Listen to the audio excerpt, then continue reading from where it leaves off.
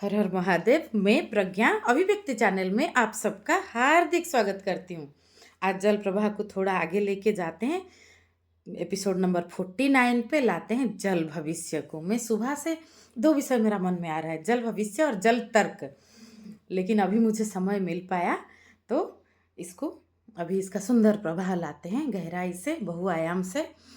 ये भविष्य नाम सुनते ही फ्यूचर हमारा कान खड़े हो जाते हैं कि ये है क्या, हमारा भविष्य क्या है, क्या हम जान सकते हैं इसको, इज इट प्रेडिक्टेबल, और हम इसको नहीं जान सकते, इट इज़ नॉट प्रेडिक्टेबल। क्या ये भ्रम है? जब समय एक भ्रम है, एक पहलू पे देखो तो इसका कोई अस्तित्व नहीं है, तो भविष्य भी भ्रम है। तो ऐसे कई कई इस तरह का जिज्ञासा सवाल हमारे मन से आ जाता है भविष्य नाम सुनते ही। जैसे ज्योतिष शास्त्र का एग्जाम्पल ले लो तो कोई बोलता है मुझे हाथ देखना आता है या फोरहेड रीडिंग आता है, तो सभी लोग तुरंत हजारों हाथ आ जाता है। हाँ, उनमें से आधा लोग अवश्य ऐसा बोलते हैं कि मुझे इसमें भरोसा नहीं है, मैं तो इसमें मुझे रुचि नहीं है अपना भविष्य जानने में, अगर ऐसा कुछ होगा भी, पर ऐसे मस्ती के लिए दिखा रहा हूँ। तो कहीं ना कहीं आग्रह तो है ना, तो ये जो नकारने में भी ये आग्रह है कि हमारा भविष्य क्या है। तो ये चीज़ है, ये ऐसा। बाकी ज्योतिष शास्त्र की बात आ गया तो मैं कोई भी चीज़ को साइंटिफिक एविडेंस बिना गहराई में ना जाके नहीं नकारती। कोई भी चीज़ हो, जैसे परंपरा में कुछ चीज़ हुआ तो इसको कुछ परंपरा सही है, कुछ गलत है, ये सही गलत किस आधार पे होता है, तो विज्ञान में गहराई पे जाके देखा जाता है कि ये मनुष्यता के लिए क्या लाभप्रद होता है। तो हमारा पर्पोज, उद्देश्य बहुत इम्पोर्टेंट है। जल तर्क आज बनाएंगे, उसमें भी इसके बाद वो दो वीडियो बना देती हूँ, क्योंकि समय बहुत कम, संसार की कई कई तरह के चीज़ों में बहुत कम मिल पाता है। और सबकी जीवन का जो जागरूकता का, मेरा जीवन का जो फूल खिला है, ये उसका प्रभाव है। आप उसको अपने जीवन में जोड़िए कि आपको क्या सही लग रहा है, ये जो मैंने अपनी गहराई में पाया है, बस बात यही है, ये जल भाव है। तो ज्योतिष शास्त्र का गहराई में देखो तो मैंने इस तरह से उसको समझा कि जैसे अभिव्यक्ति कई की तरह का मैं बोल रही हूँ, हमारा बोलना, हमारी आंखों के एक्सप्रेशन, हमारा शरीर का एक्सप्रेशन, हमारी उंगली ऐसा बना है, हमारे अंदर जो सेल का अभिव्यक्ति, एक सेल एक यूनिट की तरह होता है। हम एक यूनिट नहीं है, हम एक सेल का गांव है जो बहुत सारे सेल का पुंज है। सेलुलर हीलिंग के ऊपर बहुत सारा रिसर्च हो रहा है। मैं भी चैनल में शुरुआत में सेलुलर हीलिंग से के ऊपर बहुत सारे एपिसोड बनाई हूँ, क्योंकि ये आगे का चिकित्सा पद्धति है। एक सेल को आप पहचान जाओ ना, पूरा इंसान का आप पहचान जाओगे, और एक सेल को ट्रीटमेंट हो जाए, उसका वर्धन कैसे हो ठीक से पता चल जाए, तो पूरा हो सकता है मानवता का। जैसे भविष्य की बात हो रहा है ना, तो इवोल्यूशन की बात तो आएगा ना। इवोल्यूशन में आगे का भविष्य बना, और मनुष्य का कोई पैमाना नहीं है कि इस तरह से होना चाहिए। तो ऐसा है क्या इवोल्यूशन रुक गया है? इवोल्यूशन मतलब आगे का भविष्य, तो ये हो रहा है, आगे होता जाएगा। श्री अरविंद के स्ट्रीम में हमने अतिमानस की बात किया था कि श्री अरविंदो का वही कॉन्सेप्ट था कि अतिमानस, मनुष्य का एक अपलिफ्टेड वर्सन कैसे तैयार हो, ये था। ये 10-15 मिनट वीडियो में मैं बस थोड़ा सा बोल पाऊंगी, बाकी आगे तो बात करते रहेंगे। ये तो बातचीत का चैनल है, एक्सप्रेशन, कम्युनिकेशन, अभिव्यक्ति की धारा है। हाँ, अभिव्यक्ति के हिसाब से देखा जाए तो बहुत लोगों का जब ये देखा गया कि हस्तरेखा या फोरहेड इस तरह से या थंब इस तरह से, तो कुछ लोगों ने उस पर रिसर्च किया कि इस तरह का थंबनेल का स्ट्रक्चर होता है इतने व्यक्तियों में, तो उनमें कुछ इस तरह का चीज़ समान रहता है।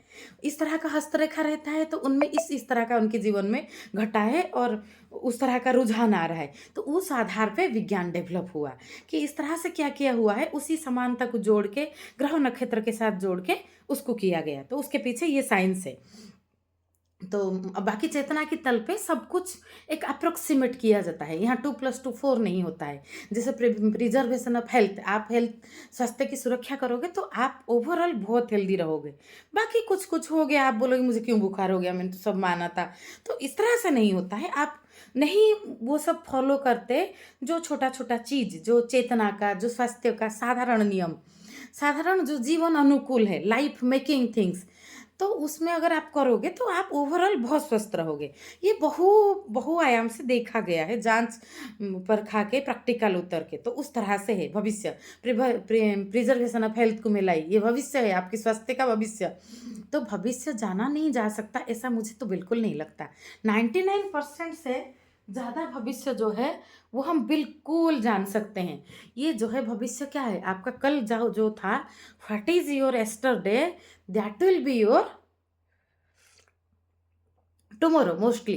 कुछ अलग नहीं होता है, वही सेम प्रोग्राम रिपीट रिपीट। आप खुद देखो ना आपका biological cycle, repeat repeat repeat repeat repeat repeat, तो कहाँ भविष्य कुछ अलग हो रहा है? इस तरह से तो नहीं हो रहा है ना। बाकी सतर्कता और कुछ, जैसे आप बोलोगे कि कुछ एक्सीडेंट हो गया, रोड एक्सीडेंट किसी का अचानक, और कुछ हो गया, उसको सूक्ष्म स्तर से कुछ नियति के रूप में, और कुछ असावधानता, मनुष्य का फ्री विल भी बहुत है, वो अलग बात है। मैं जनरल लाइफ की बात कर रही हूँ। जो भविष्य कर्म सिद्धांत जो बोलते हैं ना, वो बिल्कुल विज्ञान है। जैसा जैसा आपका कड़ी जोड़ के जीवन बना है वैसा आगे बनता जाएगा।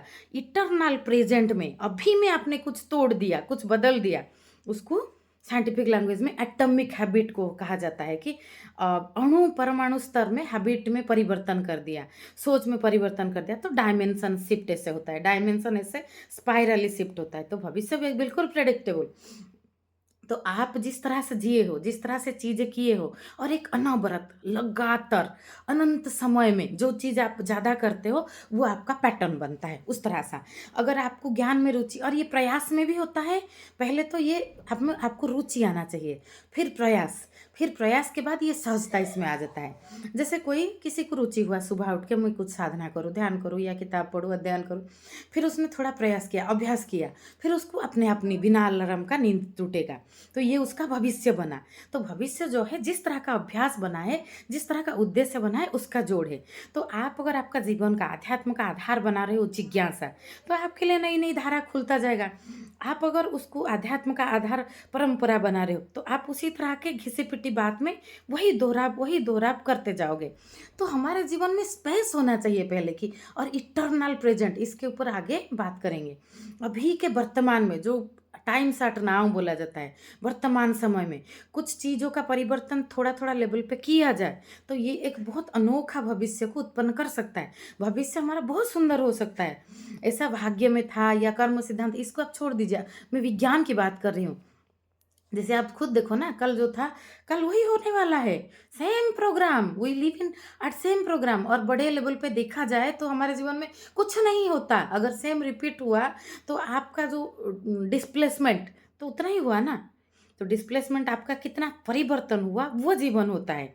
तो इस चीज़ को हमको सोचना है कि जो भविष्य अभी का हम क्या कर रहे हैं, क्या करते जा रहे हैं, क्या लगातार कर रहे हैं, किस तरह की चीज़ों को मान रहे हैं, किस तरह के लोगों के बीच रह रहे हैं, सत्संग और कुसंग का हमारे ऊपर किस तरह से प्रभाव आ रहा है, वो हमारा भविष्य बनता ही जाता है। तो ये भविष्यवाणी उस आधार पे हम कर सकते हैं। जैसे कोई किसी ने कुछ रिसर्च किया, कुछ वो इतना भविष्यवाणी तो कर सकता है कि मैं गहरा रिसर्च में हूँ तो इसका कुछ ना कुछ फल निकलेगा। क्या फल आएगा अलग बात है, तो इतना चीज़ तो वो कर सकता है ना। और ये जल भविष्य, इसमें बहुत डिक्लारेशन नहीं है, इसमें रुझान है। मैं इस तरह की चीज़ें का जीवन में, मैं ज्ञान की खोज में अभी मैं जा रही हूँ, तो मुझे ये रुझान आ रहा है कि ज्ञान की खोज रुकेगा नहीं, ये बहुत स्पष्टता से आगे जाएगा।